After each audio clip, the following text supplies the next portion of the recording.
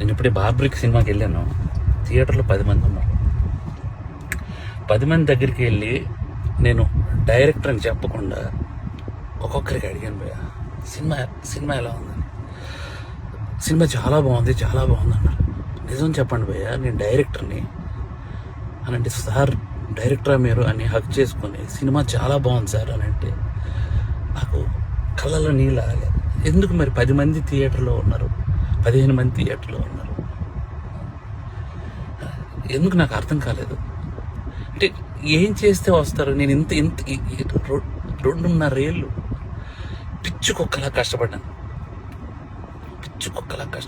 2.5 ఏళ్ళు. మీకు ఒకటి చెప్పాలి, నేను నిన్న సాటర్డే ఆఫీసులో చిన్న మనస్తాపం అయింది. థియేటర్కి ఎవరు రావట్లేదని చెప్పేసి ఇంటికి వెళ్ళాను.